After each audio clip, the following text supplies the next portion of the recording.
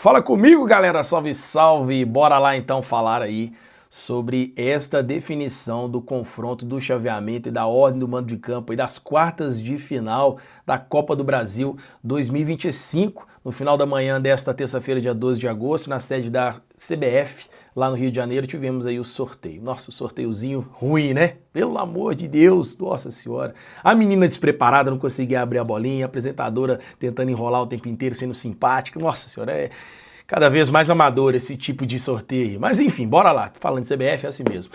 O confronto ficou definido entre Cruzeiro e Atlético Mineiro. É isso mesmo, clássico, hein, mano? Alguém esperava aí? Bom, a gente fazia umas enquetes nas redes sociais, perguntava o torcedor, muita gente achando que era Vasco, Corinthians, né? Pouquíssimos ali falavam que era o Atlético Mineiro.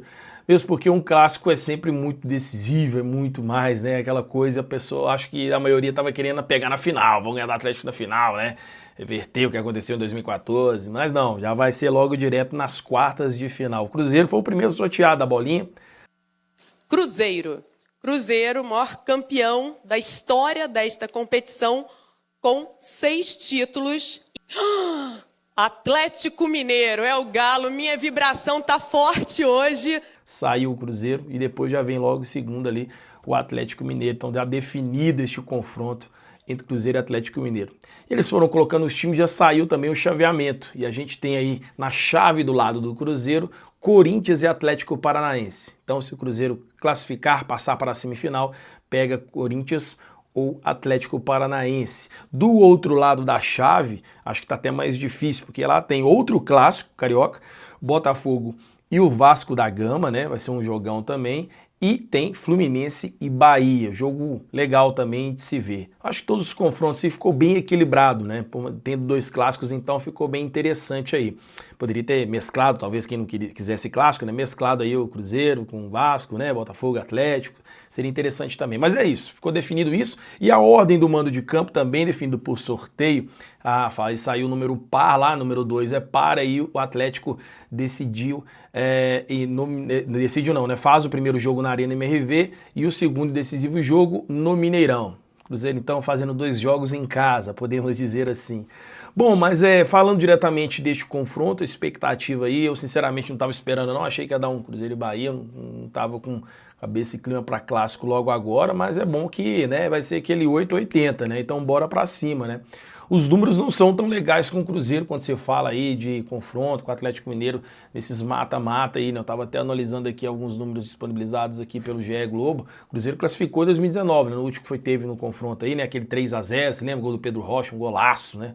Aí o Cruzeiro meteu 3-0 no primeiro jogo, o segundo jogo foi lá e perdeu 2-0, mas classificou no somatório geral 3-2, né? E essa foi a classificação. 2014 o Atlético foi campeão, né, para cima do Cruzeiro ali na final, vencendo os 2 jogos, 2-0 na ida e 1-0 na volta. Brasileirão de 99, nas quartas de final, o Atlético acabou classificando nos pênaltis, né? O Cruzeiro, o Atlético ganhou pelo jogo 4-2, o Cruzeiro depois perdeu de 3-2 e teve um outro jogo 0-0, vitória por 5-4 nos pênaltis, né? Teve esse aí também. E no Brasileirão de 1986, nas quartas de final, o Atlético também classificou 0-0 no primeiro jogo, depois 1-1, e por ter feito uma melhor campanha na primeira fase lá, o Atlético classificou. Então, assim, os números não são tão legais assim. No geral, considerando o Campeonato Mineiro e tudo mais, aí o Cruzeiro tem 24 classificações e o Atlético 21. Tá? Então, assim, no geral, até o Cruzeiro vai bem. Mas esses números aí não entram em campo. Só estou querendo dizer, assim, que existe para quem gosta de analisar, né, essa questão de números aí, infelizmente não é tão favorável ao Cruzeiro. Mas, cara, clássico é sempre assim, tirando já mata-mata, já é quem, né, já muda muito as coisas, né? O termômetro dos times durante a temporada e tudo mais, quando tem aquele clássico no Campeonato Mineiro, na final de Campeonato Mineiro, ou que seja durante o Brasileirão, né? Tem muito disso, esse termômetro, né? E agora, além de ser pelo clássico, vem o termômetro Copa do Brasil, né? E aí os jogos, só lembrando também as datas, dia 27 de agosto, né? Pré-definido aí o primeiro jogo e o segundo jogo dia 11 de setembro, né? Então, o que pesa aqui, tem muito torcedor já pensando a falar sobre isso nas redes sociais, eu vou até entender o que é. O Cruzeiro tem lotado grandes jogos, feito grandes decisões, não só com o Atlético Mineiro, quanto os outros times aí também. E a festa é muito bonita, arquibancada lotada, mas isso não tem ajudado bastante.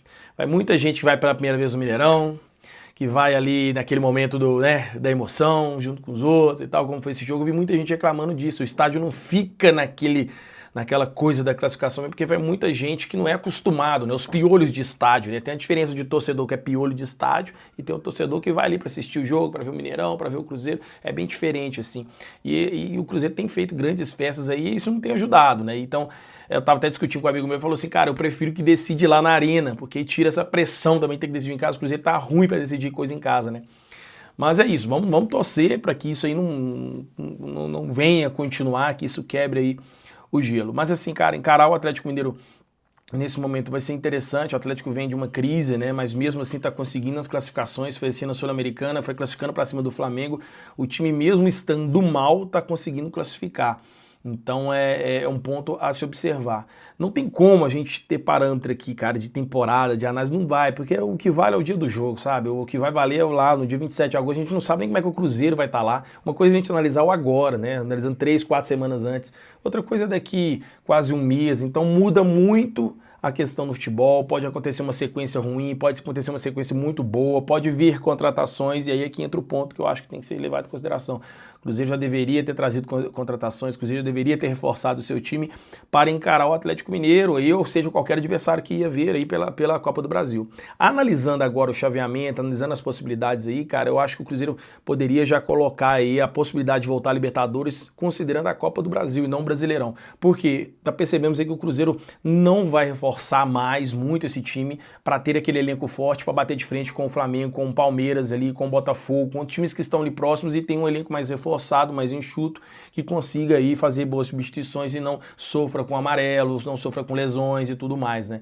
Então eu tô vendo pelo Campeonato Brasileiro a pontuação do Cruzeiro com 37 pontos, mas tem 19 jogos, outros times tem 17, tem 2 jogos a menos, muita coisa pode mudar naquele bolo. Hoje eu não considero o Cruzeiro tão fácil dentro do G4, eu acho que já tá na disputa de G4, né? Pode ter essa volta em Libertadores ali dentro do G4 e G6 e as possibilidades, né, de Sul-Americana abrir mais uma vaga e tal, mas assim, eu vejo que a Copa do Brasil, né, Cruzeiro passando do Atlético Mineiro, acho que ela fica uma possibilidade que você já olha com outros olhos aí, né? Porque é uma possibilidade, talvez, teoricamente, podemos dizer pelo número de jogos, mais fácil do que uma Copa do Brasil, um Campeonato Brasileiro, onde você precisa ter um forte time, né? Então o Cruzeiro está tendo esses problemas de contratações e isso pode influenciar aí no que vem acontecer, né? Tá vendo nomes aí que estão sendo falados, né? Essa Misterra apareceu agora, né? O colombiano lá, de 23 anos, então são possibilidades de vir, mas até agora nada, né? Então a gente fica nessa preocupação de como vai estar esse Cruzeiro. Mas é isso, cara, eu gostei por ser um clássico, gostei por ser um confronto, chama a torcida, vlog, tudo isso é legal pro nosso trabalho aqui, tudo muito bom, muito bom. Mas não tem como a gente definir nada, nem aqui, nem do lado de lá, a gente não consegue definir nada.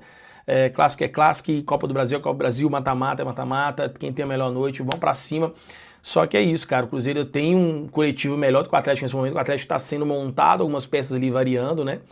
Tanto é que o melhor jogador deles, que é o Hulk, já não está sendo o cara da temporada, acho que é o Coelho lá, acaba sendo o cara, eles estão ainda vindo agora algumas contratações, foi o caso de Biel, outras aí apoiando ali, mas eles têm um elenco que tem peças substitutas a mais que o Cruzeiro, eu vejo nesse sentido. Hoje o Cruzeiro, a única opção que o Cruzeiro tem, no caso, é um Gabigol para mudar o jogo, talvez, e olhe lá, né? Então, assim, o Cruzeiro não tem essas opções, e aí que entra essa questão do coletivo do Cruzeiro ser melhor do que o Atlético nesse momento, tanto é que os números provam no Campeonato Brasileiro, mas como eu falo com vocês, Brasileirão, Copa do Brasil.